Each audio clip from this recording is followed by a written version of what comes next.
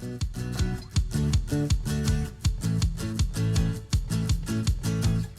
morning, Cardinals fans, and welcome into the Monday Morning Scramble. Lisa Matthews, Kyle Odegard, Jody Jackson, Zach Galia here to hash out yesterday's 27-10 loss to Seattle Seahawks. Now, when you look at the papers, guys, we have it all in front of us. It looks like an even battle here. I mean, total net yards, pretty close. Rushing, exactly 115 for both. But when it comes down to it, obviously the Cardinals just didn't have enough offensively, made some big mistakes defensively that put them in the hole early on. Yeah, I mean, they had the chance to kick the field goal, they didn't convert there, and then obviously the interception by Clowney. You couldn't build the momentum, and I think the biggest thing is just the disappointment of having 3 out of 4 at home to start the season and not, getting a win in one of those. And the way the Lions game ended, it was so much fun and all of that, and they really hadn't been able to build off that at home in those other 2 games. So. To me, the most striking thing was the lack of downfield shots and explosive plays that we saw so much in the first 2 weeks. And you're right, the numbers, I mean, they averaged 5 yards a carry. There were good times, but it seemed like when they got penalized on a drive and got into 2nd and 15, it was really hard to make up for that because they weren't getting these chunk plays. And I think that's what they have to figure out, because I think teams are clearly going to keep their safeties back and make Kyler Murray dink and dunk it, and the Cardinals haven't quite figured out how to combat that yet, and I think that's important moving forward. In that opening drive, I mean, they looked creative and they actually looked balanced throughout the entire game, passing and running the ball. So there was some hope there early on, but yeah, seeing those 2 missed field goals early on by your guy, Zane Gonzalez, our guy, Zane Gonzalez. It's not going to be your rise and shine player today, probably. Stay tuned. I still might pick him, but it's just tough. Like you build all that momentum. It's exciting. It's like the offense is finally we're getting started. First quarter, going down to get points, and my guy is just. They're getting it done between the 20s. We've talked a lot about this. It's just about finishing those drives off. The first one stalled at the 26-yard line. They had to kick the field goal, which was missed by Zane Gonzalez. We talked about that. But it's like, what's going on in the red zone, Kyle? Yeah. I don't subscribe too much to teams are just going to not all of a sudden be able to score in the red zone. I think some of that is just fluky, and when you only get 3 or 4 shots a game, the difference between scoring 1 touchdown and 3 is huge, but a lot of that might depend on one play or one error, miscommunication. So it is good that they're moving the ball, and that's progress from last year. Talking to Chase Edmonds in the locker room, and he said our offensive rhythm is much better. Last year we couldn't even cross the damn 50-yard line, so we're allowed to say that word. He said it. He said it. He's quote. But I think that they're making progress and moving the ball. Obviously, they need to score touchdowns, and I think it goes back to the explosive plays and not getting the vertical passing game going. I think that's going to be important. And just an inopportune time for Kyler Murray to throw that pick 6. It was a screen pass to David Johnson. He knows, he said it himself, that he probably should have just thrown into the ground at that point. So at that point, Cardinals miss the field goal. The Seahawks come back, make a field goal, and then just worst timing for that to happen for him. Yeah, and all the talk when Clowney was still with the Texans and who he was going to get traded to and where he was going to go, my fingers were crossed that it was anywhere but our division and anywhere but Seattle. I feel like he's going to be our, I don't know if we have any Seinfeld fans here, but I feel like he's going to be our Newman We're the at all times. But I just, you see wide receivers drop open passes and Clowney just reaches one hand up. It was a great play. It was a great play, but as Kyler mentioned, and again, the learning process, he knew that was ill-advised. He wishes he had just thrown it in the dirt.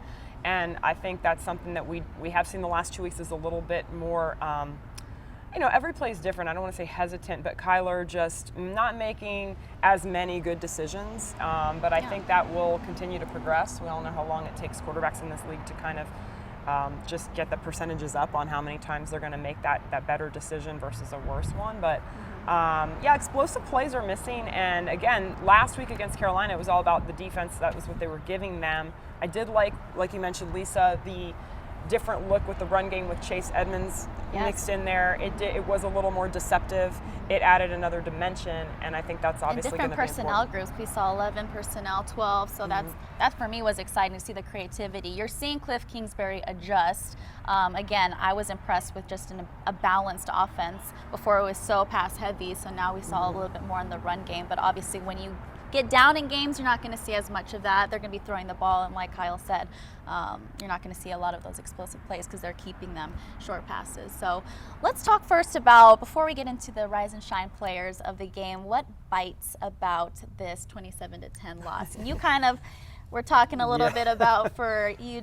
Yeah, Clowney, I think I've covered my distaste for him being in Seattle. But how they all came together and took a picture. And, but it's another one of those games where you see promise, you're getting excited, you think it's going to be the next step, and then we don't quite get there. So I think what bites, and I'm sure I could speak for all the people on social media tweeting at us and letting me know that he's the guy that reads it's kind of the same feeling. It's just everyone's waiting for that next step, and I think it's going to come. It's just in the world of social media, you hope it's the next game.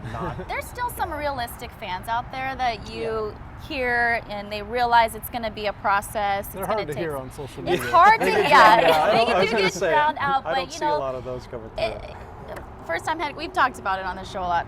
First-time head coach, rookie quarterback, it's going to take some time. And I'm sure you kind of, it goes with the territory in the social media age.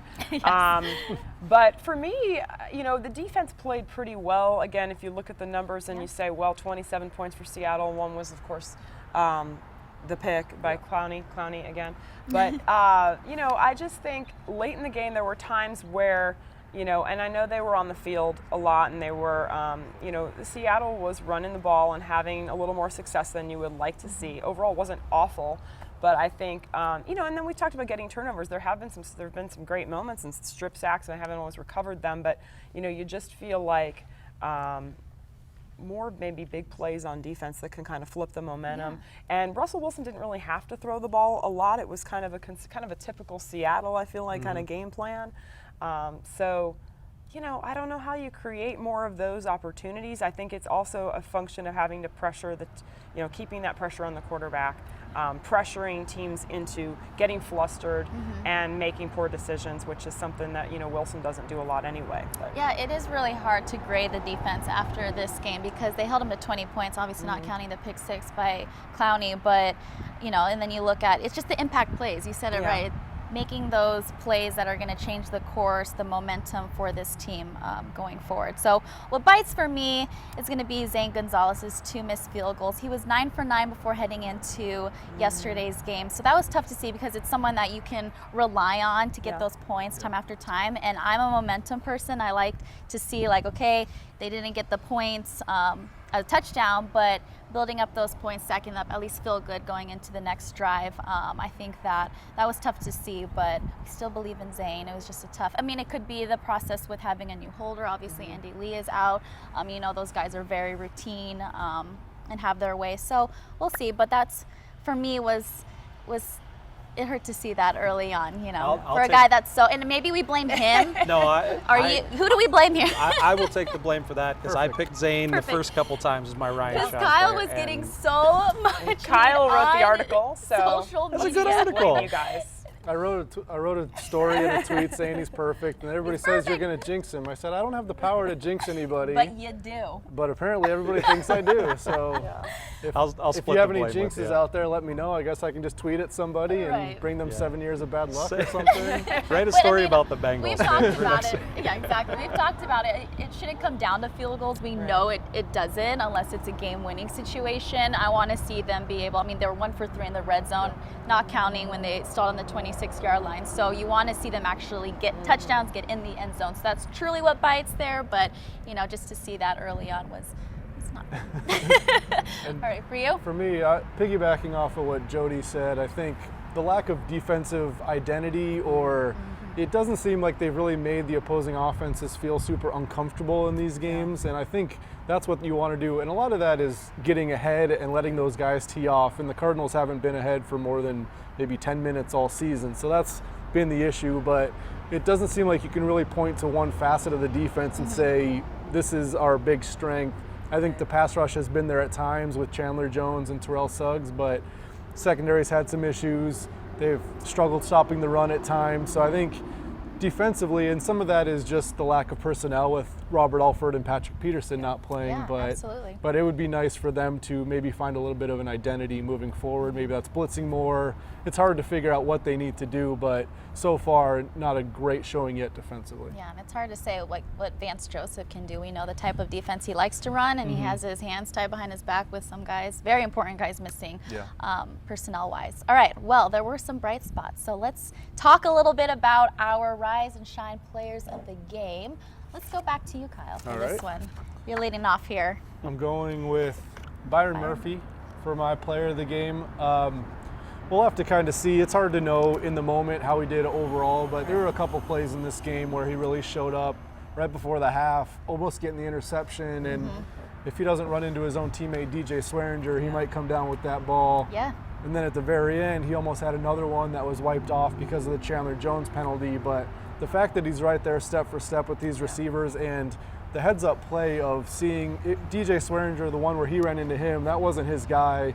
He was able to cover his guy and see where that ball was going and make a play on it. So he's an instinctual player, and I think that's a really good thing for his future, seeing that things are starting to click for Byron Murphy. And there's issues with this team, obviously, but you see the flashes out of Kyler Murray, you see the flashes out of Byron Murphy. So if your first two picks can hit, that's a big deal because those are the guys that obviously have the most talent among the draft picks. Absolutely, and he has big shoes to fill, obviously, and coming in as a rookie, I've seen him fly around the field, get some pass breakups game after game, so definitely exciting to see that. All right, my player, I'll make sure it's the right way, is Suggs.